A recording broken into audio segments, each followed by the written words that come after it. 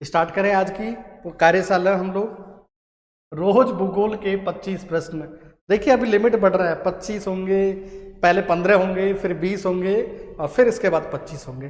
ठीक है, तैयार है आप लोग? यस, कमेंट कीजिए तैयार है तो आप लोग अभी। और जो लोग अब यूट्यूब पर भी आप लोग देख रहे होंगे तो अपने दोस्तों को वहाँ शेयर कर दीजिए और कमेंट करते हुए लाइक कीजिए। जो भी आपका इश्यूज है वह आप कमेंट कर दीजिए। ठीक है, चलिए। और जो नए हमारे यूजर्स हैं वो हमारे लिंक के माध्यम से और अपने जो डिस्क्रिप्शन है उसमें लिंक दे रखी है, वहाँ टेलीग्राम चैनल पर जुड़िए आप लोग और ऐप पर जुड़िए और वहाँ पर आपको फ्री क्लासें मिलेंगी ऐप पर। ओके, स्टार्ट करें। तो पहला प्रश्न अब स्टार्ट होता है, ये लीजिए। पहला प्रश्न आपके सामने, लेट्स स्टार्ट। देवेंद्र भाई, पहला सवाल आपसे। प्रमोद, राम राम साहब, गुड इवनिंग। साधना, बहुत बढ़िया। मीरा, यस। अब देखिए पहला प्रश्न आपके सामने है।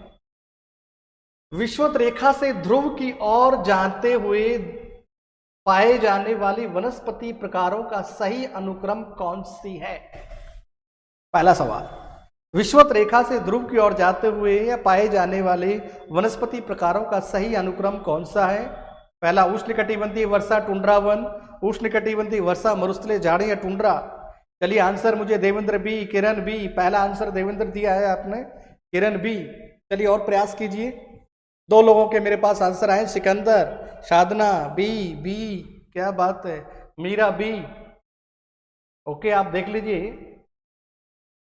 गायत्री बी, प्रमोद बी, क्या बात है, बहुत बढ़िया। मलखान बी। ऐसा नकल मत करना, कॉपी मत करना किसी की भी, ध्यान रखना। ठीक है, अब आप सुनिए। ये जो प्रश्न है, ये प्रश्न अभी कॉलेज लेक्चर में थोड़ा सा सवाल को मॉडिफाई किया था और फिर पूछा गया था। यूपी की एग्जाम में भी इसे थोड़ा सा मॉडिफाई करके पूछा गया सवाल है। तो ये सवाल ज्यादातर मॉडिफाई होता है। इसके लिए मैंने एक बहुत अच्छी ट्रिक्स बना रखी है लोगों को बताने के, समझाने के लिए। एक मैं वर्ल्ड का, मेरा खुद का फेमस एक मॉडल है, वो मैं बताता हूं। उसके बाद कोई भी जलवायु, वनस्पति, कोई सवाल आपका गलत नहीं होता। इवन एग्रीकल्चर का भी सवाल गलत नहीं होता उसमें। ठीक है, तो चलिए देखें। नमस्ते सुंदर भैया। विषुवत रेखा से, तो विषुवत रेखा से ध्रुवों की ओर जा रहे हैं, तो विषुवत रेखा पर कौन सी वनस्पति है? उष्णकटिबंधीय वर्षावन, उष्णकटिबंधीय वर्षावन, बिल्कुल सही बात है। तो जहां देखें, ये वाला गलत हो गया, भूमध्य सागर मरुस्थल वाला भी गलत हो गया। अब इन दोनों में ऑब्जेक्शन है हमें। अब दोनों में कौन कौन सा होगा? एक तो टुंड्रा वन सवाना है, दूसरा मरुस्थलीय झाड़ियां और टुंड्रा। यानी ये सबसे बेटर है कि उष्णकटिबंध से टुंड्रा और सवाना, सवाना को ये पीछे ले गया और सवाना को पीछे ले गया, तो ये गलत हो गया।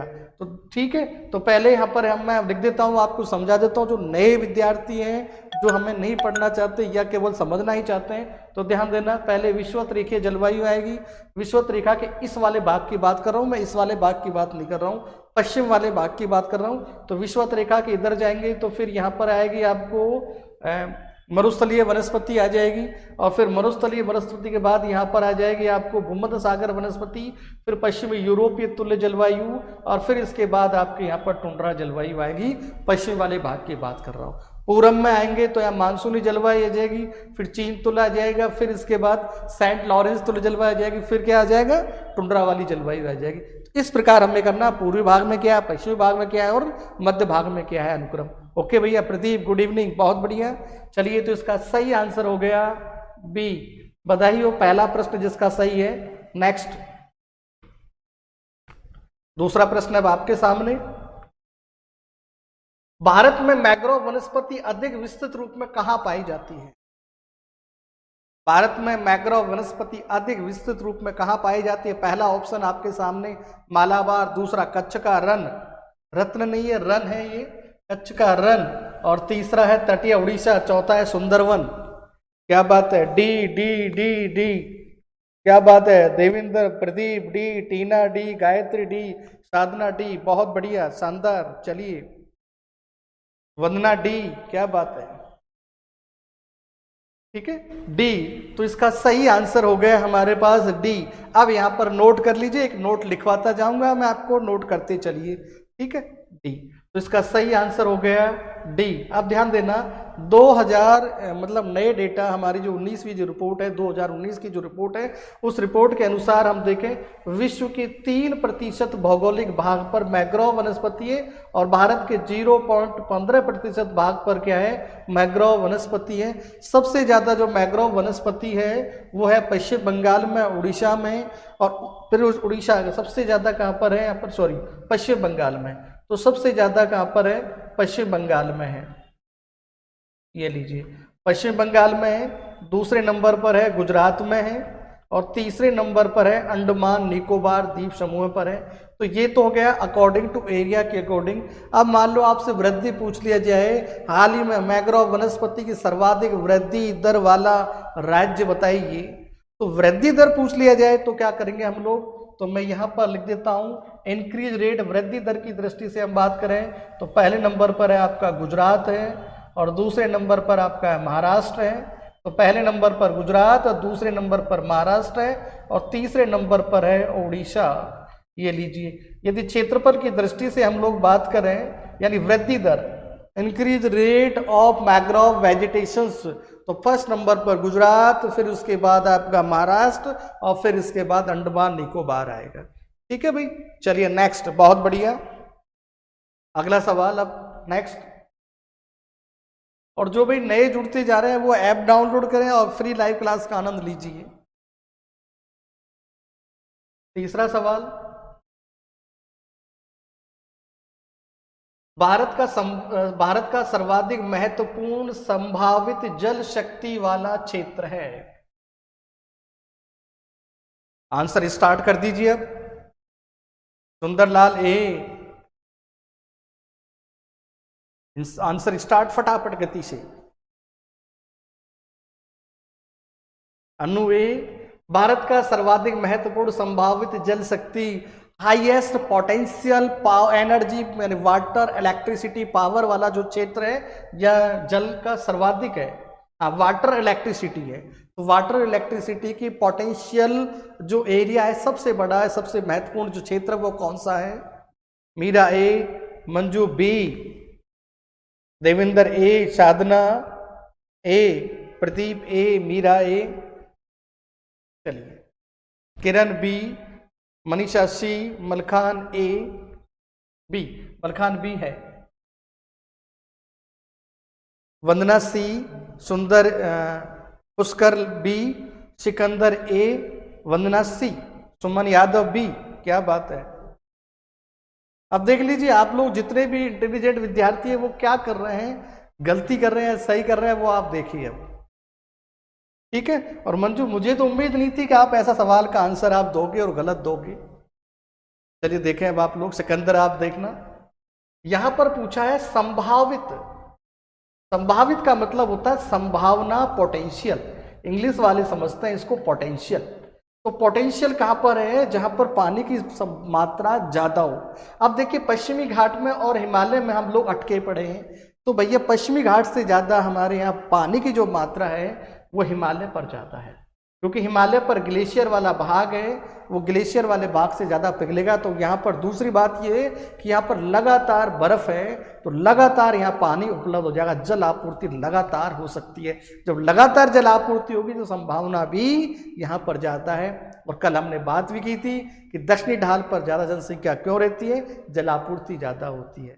तो इसका सही आंसर है ए, हिमालय। जिसने बी और सी और डी किया है वो गलत है। और ऐसे सवाल जो हैं मैं देखे बता देता हूं, ऐसे सवाल वो गलत करेगा जो अपने आप को ज्यादा होशियार मानता है, वो सवाल को गलत करके आएगा। ठीक है, चलिए नेक्स्ट सवाल। क्वेश्चन नंबर 4, किस देश में आजकल रेलों का उपयोग यात्री परिवहन की अपेक्षा स्थूल या बाहरी भरकम व सामानों की लंबी दूरी तक परिवहन के लिए किया जाता है? पहला ऑप्शन यूनाइटेड किंगडम, दूसरा ऑप्शन रूस, तीसरा ऑप्शन संयुक्त राज्य अमेरिका, चौथा है चीन। अब आप दीजिए, अब आंसर दीजिए आप लोग। सुंदर बी, अनु बी, प्रदीप बी, चलिए प्रदीप भी, कुछ लोग, अब देखिए इसमें जरूरी नहीं है सभी आंसर देना, नहीं आए तो कोई जरूरी नहीं है आंसर देना, ये भी ध्यान रखना है। आंसर नहीं देना भी हम विजेता हैं, और गलत आंसर देके फिर हम लोग हार जाएंगे। Vandana B, Manju B, Pradeep B, Sundar B, क्या बात है, हेम सिंह बी, बहुत बढ़िया।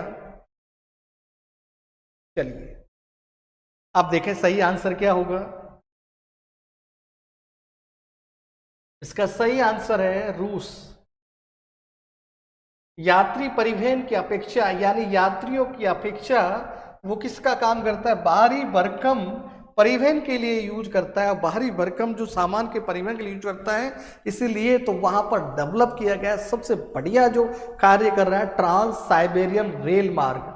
ट्रांस साइबेरियन रेल मार्ग इसी के लिए ही जाना जाता है। ठीक है, ओके भाई। सर इससे कोई बात नहीं, टीना मत दीजिए, नहीं आए तो आंसर कोई जरूर नहीं देना, आए तो ही देना, गलती मत करना, बस ये कसम खा लीजिए कि आए तो छोड़ दूंगे लेकिन गलत आंसर नहीं देना है अपन को, क्योंकि ये गलत आंसर देना नेगेटिव, मैंने कहा ना 100% एक नेगेटिव पूरे को खत्म कर देता है। ठीक है, चलिए नेक्स्ट। तो इसका सही आंसर हो गया आपका बी। आज का लेवल प्रश्नों का देखना, क्वेश्चन नंबर 5वां। स्वर्णिम चतुर्भुज परियोजना का संबंध निम्नलिखित में से किससे है? स्वर्णिम चतुर्भुज का संबंध निम्नलिखित में से किसमें? रेल मार्ग, सड़क मार्ग, वायु मार्ग, पाइपलाइन। क्या बात है, क्या बात है, बहुत बढ़िया, तीव्र गति से आंसर आ रहे हैं, क्या बात है। अक्षय बी, गायत्री बी, टीना बी, क्या बात है, मलखान बी। मैं इतनी तीव्र गति से आ रहा, मैं भी नहीं पढ़ पा रहा हूं, क्योंकि 1 सेकंड में आ जाता है यहाँ तो आंसर। किरण बी, सुमन बी, सिकंदर बी, क्या बात है, मुझे लग रहा है कि आप लोग बहुत अच्छा कर रहे हैं। तो इसका सही आंसर है सड़क मार्ग के लिए है।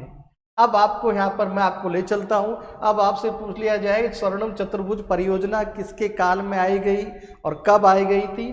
तो देखिए मैं यहाँ पर लिख देता हूँ 1995 में, 1995 में अटल जी के लेके आए थे इसको, 1995 में अटल जी लेके आए थे। और ये 4 महानगरों को जोड़ता है, दिल्ली, मुंबई, चेन्नई, कोलकाता, चारों महानगरों को जोड़ता है, और जोड़ने के बाद इनकी आकृति चतुर्भुज की जैसी हो जाती है, इसलिए इसे कहा जाता है स्वर्णिम चतुर्भुज परियोजना।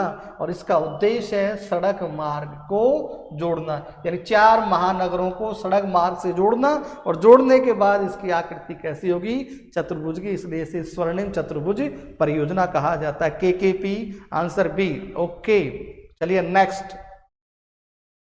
अब कुछ लोग क्या कर रहे हैं, इंतजार कर रहे होंगे, हो सकता है कि हमारा जो नोटिफिकेशन इंतजार कर रहे होंगे, इस बार हो सकता है मैं नोटिफिकेशन नहीं भेज पाया हूं। चलिए नेक्स्ट, क्वेश्चन नंबर 6।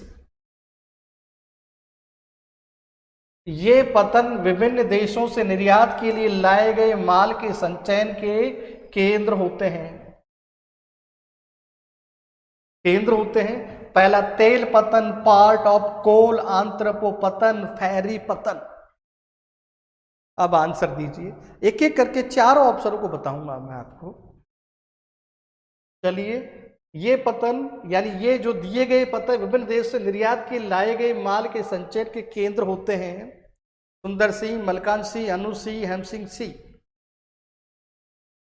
ये जब आए तो ही आंसर देना, अन्यथा आंसर मत दे।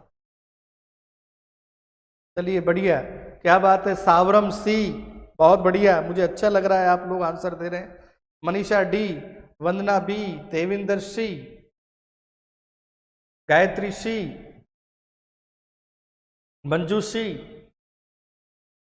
अब ऐसे प्रश्नों का आंसर देखें कैसे देंगे हम लोग। अब देखें, तेल पतन, तेल जो पतन है यानी जहां पर रिफाइनरी हो, ध्यान देना, जहां पर रिफाइनरी हो और स्टोरेज हो, और वहां से फिर हम लोग तेल ले सकें, ऐसे को कहा जाता है तेल पतन। तो प्रमुख तेल पतन मैं आपको लिखवा देता हूं। अबादान, अबादान हमेशा पूछा जाता है, अबादान, ठीक है। तीसरा है त्रिपोली, दूसरा है त्रिपोली, तो अबादान और त्रिपोली कहाँ पर है, आपसे सवाल पूछ लिया जाए, मान लो एग्जामिनर हमारे प्रश्न को पढ़ ले और वो कह देगा भैया इनमें से नहीं दूंगा, अब ये दूंगा मैं, तब आंसर क्या होगा। तो अबादान कहाँ पर है आपसे पूछा जा सकता है, ज्योग्राफी के विद्यार्थी हैं। अबादान, अबादान ये है ईरान में, अबादान आइलैंड है और ईरान में है ये, और त्रिपोली जो है वो लेबनान में है। यहां से ये प्रश्न तैयार रखें आप लोग, लेबनान, ईरान, त्रिपोली, अबादान, ये प्रश्न यहां से उठ के आ सकता है। ठीक है, इसके बाद ये 12वीं स्टैंडर्ड चल रहा, देख लीजिए आप लोग, अब तक हम लोग कितने प्रश्न करवा दिए, उसमें स्टैंडर्ड देखें 12वीं लेवल का स्टैंडर्ड ही चल रहा है अभी। पोर्ट ऑफ कोल, जहां पर क्या करते हैं, कोल है, कॉल है ना, कॉल करते हैं हम लोग, कॉल करते हैं, और कॉल करने के लिए हम किसके लिए कॉल करते हैं, देखिए एनर्जी के लिए करते हैं, और एनर्जी में क्या हो गया, ईंधन। किसका ईंधन चाहिए, इस जहाज का ईंधन चाहिए, और जहाज के ईंधन के साथ साथ आदमी को भी तो चाहिए, मानव का ईंधन, और फिर इसके बाद मानव को क्या चाहिए, वाटर चाहिए, पानी चाहिए। तो पानी, मानव का ईंधन और जहाज का ईंधन जहां से लिया जाता है उसे कहा जाता है पोर्ट ऑफ कोल कहा जाता है, और फिर निर्यात के लिए संचय किया जाता है, इसको आंत्रोपोपतन कहा जाता है। आंत्रोपोपतन जो है, अब कौन सा हो सकता है, आप लगाइए, पोर्ट ऑफ कोल तो पता है जाए, जहाज और यहां से लिया जाता है, पानी लिया जाता है, कौन कौन से हैं, चलिए पोर्ट ऑफ कोल हम देखना चाहें तो देखिए सीधा सीधा पोर्ट ऑफ कोल पर आप चले जाइए। पोर्ट ऑफ कोल आपका ये है, ये आपका कोचिन है आपका, इसके बाद आपका कोचिन है, कोलकाता, कोचिन है, चेन्नई है, ये आपके हैं। और आंत्रोपो जो है बंदरगाह, आंत्रोपो बंदरगाह है आपका सिंगापुर है, होनोलू है, सिंगापुर और होनोलू, ये आंत्रोपो बंदरगाह है। ठीक है, नेक्स्ट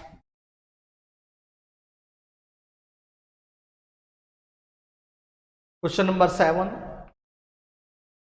सवाल हार्ड है लेकिन सबके सही चलेंगे आज, बहुत कम गलत होने की संभावना होगी आज।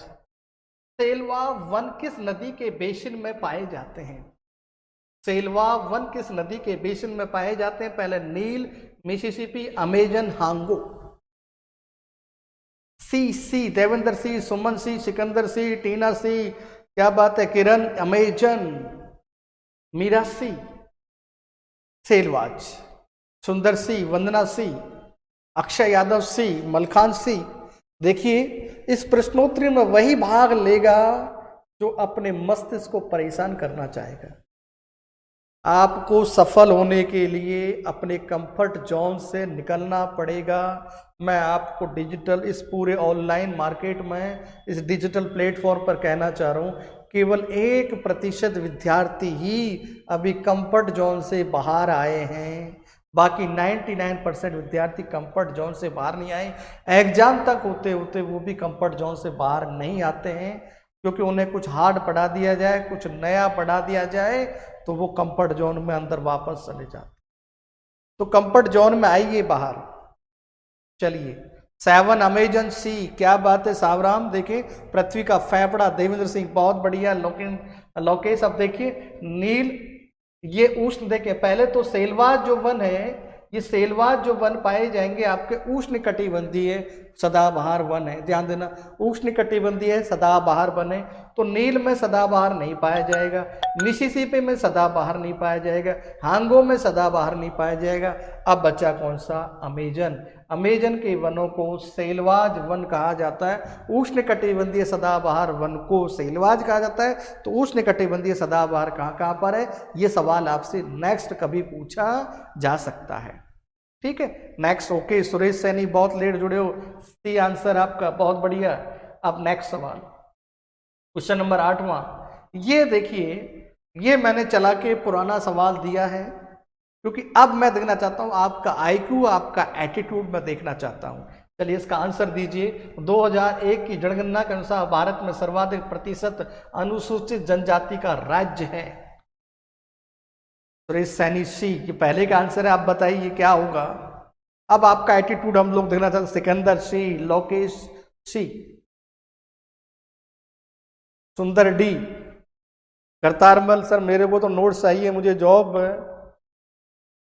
कोई बात नहीं करतार भाई, नोट्स मेरा नहीं पढ़ पाएगा, मैं आपको A1 क्लियर करके दे देता हूँ आज। मेरे नोट्स आप नहीं पढ़ पाओगे क्योंकि मेरे नोट्स थोड़ा अलग टाइप से बने हुए हैं। ले जाना कोई इशू नहीं है, लेकिन मेरे नोट्स बिल्कुल यूनिक है, किसी के समझ में नहीं आएंगे। लेकिन एक भी प्रश्न बाहर नहीं जाएगा मेरे नोट से, ये मेरे को अपने आप पर कॉन्फिडेंस है। चलिए next, Vandana C, Sanju D, Manju D, Akshay Yadav D, Sundar D. तो सही आंसर है इसका, पहले हम लोग देखें। ऐसे प्रश्नों का आंसर आपको देने की जरूरत नहीं है, यदि कंफर्म हो तो ही दें, क्योंकि ये 2001 की कहानी है, 2011 जाने वाला है, नए डेटा 2021 के आ रही है। इतने डेटा कहाँ तक याद है? यदि आपको कंफर्म हो तो ही ऐसे सवालों का जवाब दीजिए, अन्यथा आप इसे क्विट कर दीजिए। तो यदि आपको आता है तो इसका आंसर डी, अन्यथा क्विट करने में इसकी भलाई है। सवाल हार्ड हैं, लेकिन देखें आपके गलत नहीं होंगे, आज नेगेटिव नहीं होंगे, आपको बता देता हूं। जैसे जैसे आप लोग हमारे साथ जुड़ते जाते हो, आपके नेगेटिव खत्म हो जाएंगे, पूरी तरह से पॉजिटिव ला देंगे। और सक्सेस के लिए आपका यू चाहिए, मुझे आपका सहयोग चाहिए बस। तो मेरे द्वारा सक्सेस नहीं होगी, आपके द्वारा सक्सेस होगा। क्वेश्चन नंबर 9 क्वेश्चन आपके सामने। एक विशेष प्रकार की प्राकृतिक वनस्पति जो एक को छोड़कर निम्नलिखित सभी नामों से जानी जाती है, एक को छोड़कर सभी नामों से जानी जाती है। चलिए अब आंसर स्टार्ट कीजिए, फटाफट इस आंसर स्टार्ट कीजिए। बहुत बढ़िया, बहुत अच्छा चल रहा है। हाँ, Manju B, Manisha D, Meera D. क्योंकि मंजू आप बुरा न माने, मुझे उम्मीद आपसे कुछ ज़्यादा एक्सपेक्ट ज़्यादा है, और हमारे विद्यार्थियों से तो हम कुछ ज़्यादा ही एक्सपेक्ट करते हैं। इस बार हम लोग लेके आ रहे हैं कि मेरिट लेके आएंगे, इस बार हम लगातार वापस पुनः मेरिट लेके आएंगे, लोगों को दिखा देंगे हम क्या है। सुमन यादव डी, देवेंद्र बी, हेम सिंह सी। लेकिन मेरे साथ वही जुड़े जो मेहनत कर सके, जो कुछ नया सीखना चाहता है। बस पुराना रटा रटाया पढ़ना है वो कहीं और देखें। प्राकृतिक वनस्पति को छोड़कर एक सबसे अलग है। अनीता बी, 9 में बी, सुमन डी, सुरेश सैनी बी। क्या बात है। अब देखिए आप लोग, अब आपके प्रश्नों का आकलन कर लेते हैं। वंदना बहुत बढ़िया बी। वंदना हिम्मत रखिए, सब कुछ कल्याण होगा आपका। प्रेम डी, प्रेम कुमार, सॉरी प्रेम कुमार है। देखिए प्रेम कुमार, आप देखिए आप लोग, ठीक है। देखिए ये वेल्स जो है वो दक्षिणी, जहां भी पा रहा है, जहां आप लोग दक्षिणी अफ्रीका में है, ये शीतोष्ण कटिबंधीय क्षेत्र, ध्यान देना। ये टेम्परेट ग्रास लैंड है, शीतोष्ण कटिबंधीय टेम्परेट ग्रास लैंड है। ये स्टेपी भी टेम्परेट ग्रास लैंड है, शीतोष्ण कटिबंधीय घास का मैदान है। डाउन्स भी शीतोष्ण कटिबंधीय घास का मैदान है। डाउन्स सबसे नीचे, डाउन्स में कहां पर है? ऑस्ट्रेलिया में है। और स्टेप कहां पर है? यूरोप वाले स्टेप बाय स्टेप काम करते हैं। और ये जो कंपास जो बचा, ये राइट आंसर है, क्योंकि ये उष्ण कटिबंधीय है। ये कैसा है? ये उष्ण कटिबंधीय घास का मैदान है। ये लीजिए, उष्ण कटिबंधीय घास का मैदान है, और ये यहीं पाया जाता है। वापस मैंने कहा था ये ब्राजील में पाया जाता है कंपोज। उष्ण कटिबंधीय घास के मैदान को कंपोज कहा जाता है, और एक को सवाना कहा था। उसकी अपनी आप में अलग यूनिटी देखें, कंपोज की और सवाना की अपने आप में अलग यूनिटी है, अलग यूनिक है, वो विशिष्ट है अपने आप में। तो इसका सही आंसर हो गया बी। चलिए, ब्राजील में साधना, बहुत बढ़िया। Next question number 10। तो जैसे जैसे लेवल बढ़ता जाएगा, सवाल का लेवल अपने आप बढ़ते जाएंगे। पूरा सिलेबस मैं कंप्लीट कर लूंगा, ध्यान देना।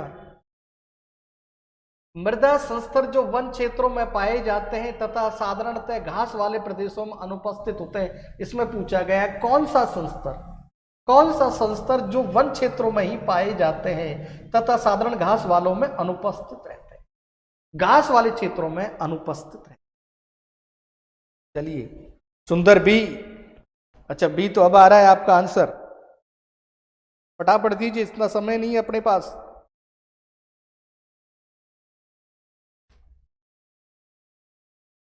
साधारण घास वालों क्षेत्रों में उपस्थित अनुपस्थित है ये, इसको अंडरलाइन कर लीजिए अनुपस्थित को। Gayatri B, Sadhana B, Sundar B, Meera B, Sikandar B.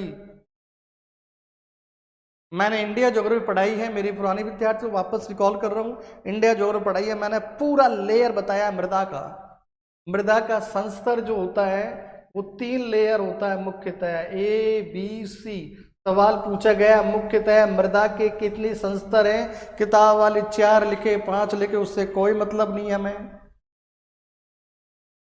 ठीक है। तो मृदा के 3 संस्तर होते हैं और इसके अलग अलग डिविजन्स होते हैं, इसके भी डिविजन्स अलग अलग होते हैं। अब देखिए यहां पर ए वाले का पूछा गया है, अब इसमें पूछा है देखिए मृदा संस्तर जो वन क्षेत्रों में पाए जाते हैं लेकिन साधारण घास वाले क्षेत्रों में नहीं पाए जाते।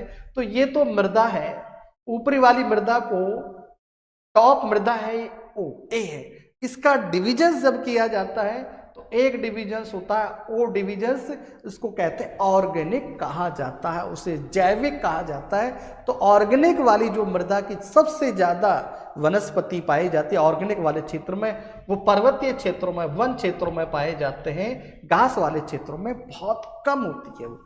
तो इसका सही आंसर हो जाएगा आपका ओ, ये लीजिए। तो बेटा कंफ्यूज हो गया ना यहाँ पर सवाल, ए बी सी देख के कंफ्यूज हो गया। ये तो मृदा के संस्तर हैं, लेकिन इसका भी हमने सब डिवीजन किया, 5 डिवीजन इसके किए हैं, इसके 3 डिविजन्स किए हैं। एक है टॉप है, एक है सब ऑयल और ये आपकी सबसे नीचे वाली मृदा है। इंडियन ज्योग्राफी का पिछला वीडियो आप लोग देख लीजिए, इस यूट्यूब पर आराम से देख लीजिए, वहां पर मैंने इसको एक्सप्लेन कर रखा है। चलिए ठीक है, तो इसका आंसर है ए जिसका सही है वो राइट है, बाकी के आंसर ये गलत। ई वाला है नहीं है, ए वाला है, तो ए वाला ए और बी तो दो देखिए। अब ध्यान देना, इंटेलिजेंट बच्चा होगा वो देखेगा ए और बी तो सब जगह पाई जाएगी, ए और बी यहां पर ले देता हूं सी, ए और बी तो सारी मृदा पाई जाएगी, लेकिन ओ और ई में लड़ाई है। इंटेलिजेंट बच्चा ओ ई में उड़ जाएगा बस। तो ओ क्या है, ऑर्गेनिक है, और ये जो है ई वो नीचे वाले भाग में है, तो ये ई यहां पर पाई जाती है, ओ नहीं पाई जाती। नेक्स्ट क्वेश्चन नंबर 11, भारतीय जनगणना के अनुसार प्रथम श्रेणी के नगरों की न्यूनतम संख्या कितनी है? आ जाइए यहां पर। अनीता बी, मनीषा ए, चलिए देवेंद्र सी, अन्नू सुरेश सैनी ए, वंदना ए, साधना कोई बात नहीं, ये पता नहीं है, बहुत बढ़िया। प्रमोद सी, सुंदर सी, प्रदीप ए। आपको कॉन्फिडेंस में कह रहा हूं, आज कितने लोगों के कमेंट आ रहे हैं देख लीजिए, क्योंकि आज कॉन्फिडेंस नहीं है, आज पढ़ा हुआ आ रहा है सारा। प्रेम सी, समय डी, समय बहुत समय बाद जुड़े हो आप भी, नाम समय है और समय बहुत ले लिया आपने जुड़ने के लिए। डी, आज ये कंसेप्ट दे देंगे आपको, जिंदगी में गलत नहीं करके जाओगे। नगर से कोई सवाल आ गया तो आज के बाद गलत नहीं करोगे आप, डेफिनेट। मेरे पास ऐसी ट्रिक्स हैं जो आपको लास्ट में फाइनल में देने वाले हैं हम लोग। ऐसा नहीं है तो ये कर लीजिए, ये नहीं है तो ये कर लीजिए, ठीक है। चलिए अब आंसर देखिए, अनु बी, प्रेम सी। अब देखें प्रेम कुमार, सॉरी प्रेम कुमार सी। देखिए पहले हम लोग देखें, ये जो बात कर रहे हैं भारतीय जनगणना, तो इसका मतलब है ये सेंसस डिपार्टमेंट की बात हो रही है। सेंसस डिपार्टमेंट जनगणना की बात हो रही है। हिंदी लिखना पड़ता है क्योंकि बच्चे ऑब्जेक्शन कर देते हैं। सेंसस डिपार्टमेंट की बात हो रही है, और सेंसस डिपार्टमेंट के अनुसार भारत के नगरों को 6 भागों में बांटा जाता है। पहला, भारत के नगरों को 6 भागों में बांटा जाता है, और सेंसस डिपार्टमेंट ने अपनी जितनी भी इकाई लिखी है वो सारी की सारी पूर्णांक में लिखी है, 0 में लिखी है, ठीक है। दूसरा, अंतिम में कभी भी उसने 1 का प्रयोग नहीं किया, और अंतिम में उसने 9 का प्रयोग नहीं किया, केवल ये डबल, ट्रिपल, 0 का ही प्रयोग किया है। तो जहां 9 और 1 आ गया वो तो एकदम हट गया, तो 1 ये आ गया तो ये हट गया, 9 ये आ गया तो हट गया। अब हमारे पास ये 2 सवाल बच गए, ध्यान देना। अब अधिसूचित जो नगर होता है उसकी पॉपुलेशन होती है 5000, अधिसूचित होता है नोटिफाइड एरिया। तो नोटिफाइड एरिया की जो पॉपुलेशन है वो 5000, अब 5000 तो है नहीं है, तो प्रथम श्रेणी के नगरों की जो जनसंख्या होती है वो 1,00,000 होती है। और नोटिफाइड जो सेंसस के द्वारा या जो नगर निगम है उनके द्वारा अधिसूचित होती है, उसका एक फॉर्मूला होता है 75% से ज़्यादा लोग गैर कृषि कार्य में जुड़े हों, 5000 से ज़्यादा जनसंख्या हो और प्रति 100 वर्ग किलोमीटर में लोगों की संख्या 400 हो और 100 वर्ग मील में लगभग 1000 व्यक्ति रहते हों। तो घनत्व मील एक 100 मील में कितने हो गए, वर्ग मील में 1000 और 100 वर्ग किलोमीटर में कितने हो गए, 400 व्यक्ति हो गए और कितनी पॉपुलेशन होगी, 5000 लोग रहते हैं। तो उसको क्या बोलते हैं हम लोग, नोटिफाइड नगर कहा जाता है, ये परिभाषा होती है। तो इसका सही आंसर हो गया सी। ओके, तो आज के बाद ये 1 और 9 को तो आप छोड़ देना। ओके भाई, चलिए नेक्स्ट एक सवाल जरूर आएगा, नोट कर लीजिए आप लोग। नगर से आपका एक सवाल जरूर पूछा जाएगा और क्या होगा वो हम लोग लास्ट में बता देंगे सवाल क्या होगा, एक final. Next question number 12, one जिनमें एक ही प्रकार के वृक्ष समूह मिलते हैं। ठीक है, और ये जो बांटा था ना बेटा वन, ये जो बांटा 1905 के आसपास बांटा है इसको विभाजन, सुंदर पूछ रहा है 1905 के आसपास बांटा है सेंसस डिपार्टमेंट ने। अनिता ये मैंने कहा कमेंट करेंगे जवाब दूंगा मैं वो नहीं हूँ नेगलेक्ट कर दूंगा या फिर इधर उधर, नहीं, आंसर देना पड़ेगा मुझे। Suman D, Prem D, Suman A, Prem Kumar D, Sadhana D, Manisha D, Suresh Saini D, चलिए Pradeep D, Samay D, Sikandar D, क्या बात है, अक्षय डी। अरे भाई कहीं समझौता नहीं कर लिया आप लोगों ने, सारे डी डी देते जा रहे हो भाई, मामला गड़बड़ लग रहा है मुझे, ऐसे प्रश्न मुझे नहीं देने चाहिए इसका मतलब। चलिए, और अब हम एक स्कीम और लेके आएंगे हम लोग, मैंने कहा ना मैं आपको, मुझे लोग पकड़ नहीं पाएंगे, रफ्तार लेके आऊंगा, नया एक नया अवतार हम लेके आएंगे, रफ्तार, नया अवतार रफ्तार लेके आएंगे, एक नया एक प्रोग्राम और लेके आ रहे हैं हम, रफ्तार, देखें हम लोग कैसे पकड़ेंगे आप हमें। अनु डी, 12वीं में डी। चलिए, उष्णकटिबंधीय सदापर्णी, यहां पर पूछा है वृक्ष के समूह, ओनली वृक्ष के समूह में पूछा है, घास वास नहीं चाहिए। तो यहां पर भी घास पाई जाती है, यहां पर भी घास पाई जाती है, यहां पर भी घास पाई जाती है। कौणधारी में केवल वन पाए जाते हैं, और ये कौन कौन से कौणधारी वन है आपसे पूछ सकता है, निम्न में से कौन से उदाहरण है कौणधारी वन के।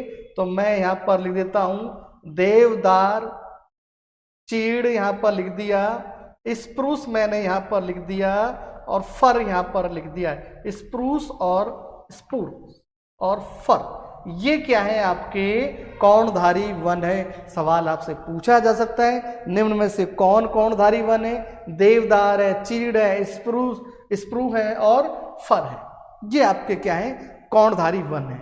नेक्स्ट क्वेश्चन नंबर 13 आपके सामने, और जो देखिए मैं बार बार कह रहा हूं, जो नई बार पहली बार जुड़ रहा है इस श्रृंखला को आगे बढ़ेगा, कल्याण आपका, मेरा कोई इसमें कुछ नहीं है, मेरा तो बल्कि समय जा रहा है, ध्यान रखना।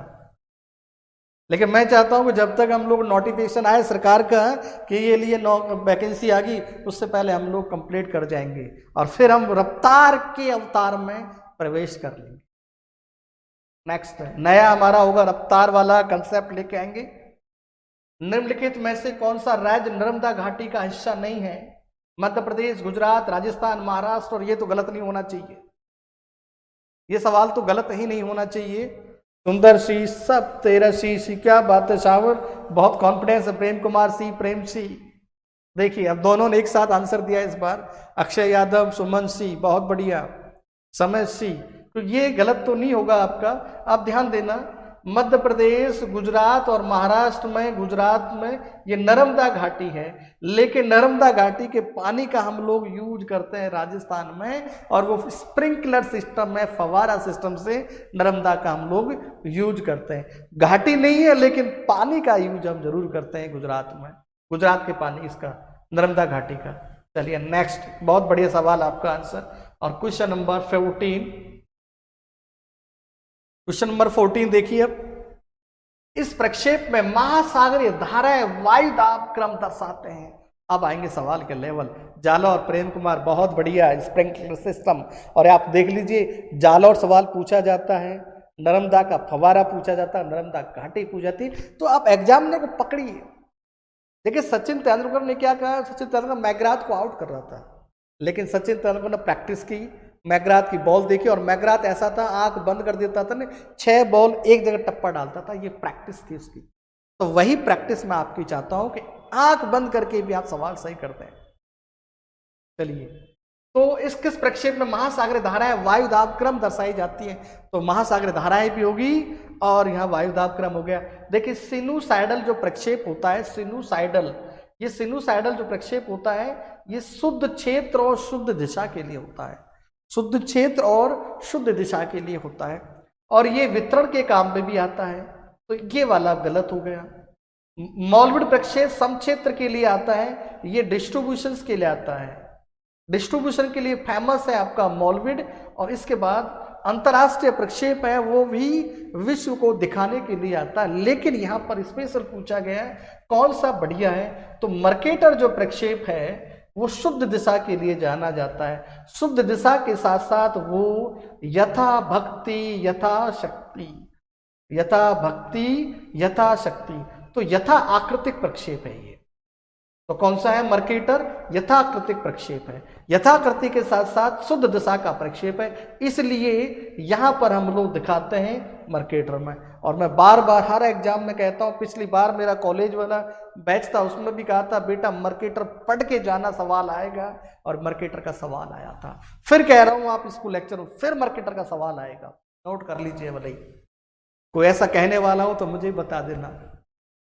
ओके, तो इसका सही आंसर हो गया बी, मर्केटर। भाई सावर अब सही कर लीजिए। मनीषा बी, वंदना बी, प्रेम बी, सुंदर सी। सुंदर भाई तेरा गलत है, कॉन्फिडेंस ज्यादा नहीं होना है। और अगला क्वेश्चन है क्वेश्चन नंबर 15। मैं बार बार कह रहा हूं जो वीडियो देखने, जो लाइव देखना चाहता है ऐप पर आइए, डाउनलोड कीजिए और फ्री बैच का, फ्री लाइव का आनंद लीजिए। और बुधवार को क्लास पढ़नी है तो बुधवार को फ्री क्लास होती है 8 से 11, कोई भी पढ़ सकता है।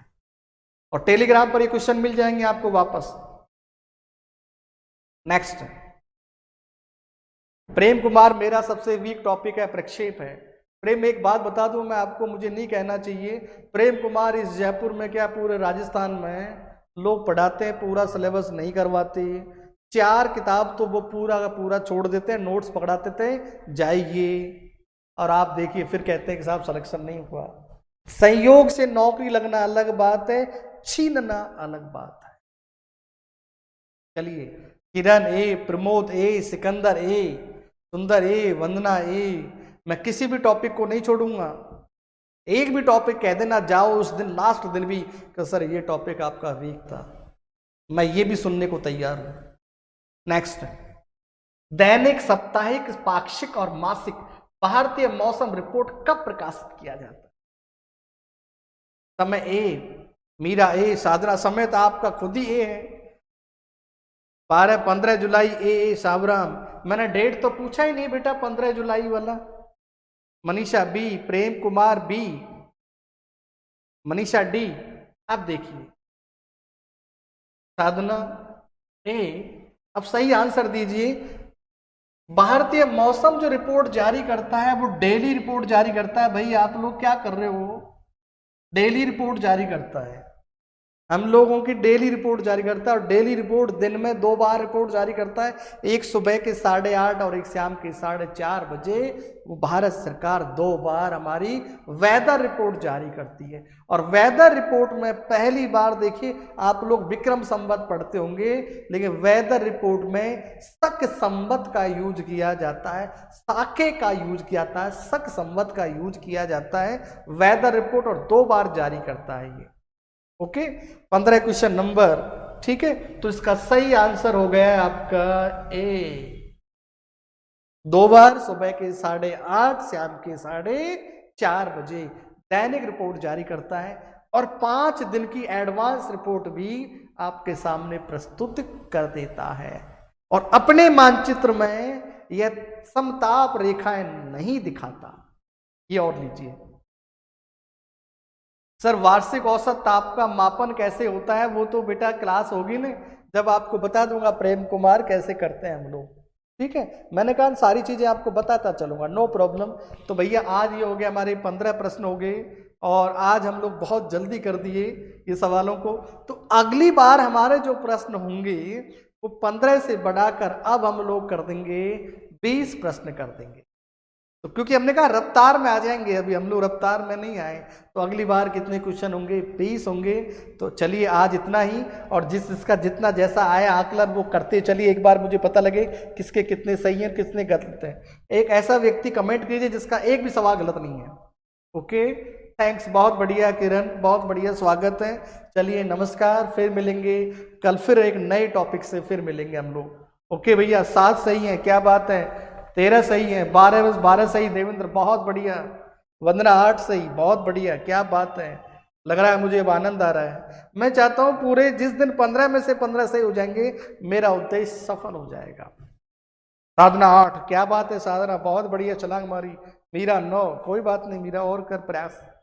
ठीक है भाई, पहली बार तो हम लोग पढ़ रहे हैं इन सवालों को, अभी टॉपिक्स हम लोग, ये उद्देश्य हमारा एग्जाम तक चलता रहेगा, जिसको जुड़ना है वो जुड़ते चलिए इस कारवा में। ठीक है भाई, नमस्कार, अब हम चलते हैं। 3 में से 2 सही है समय, कोई बात नहीं। देखिए ये होता सच्चाई, मैं हमेशा कहता हूं देखिए सही बोलिए फैसले हो जाएंगे, असत्य बोलेंगे फासले हो जाएंगे। चलिए कोई बात नहीं, लेट ज्वाइन किया, कोई बात नहीं भैया, धन्यवाद, फिर हम लोग मिलेंगे। टीना 7 सही, बहुत बढ़िया, नमस्कार। अब फिर कल मिलेंगे हम लोग।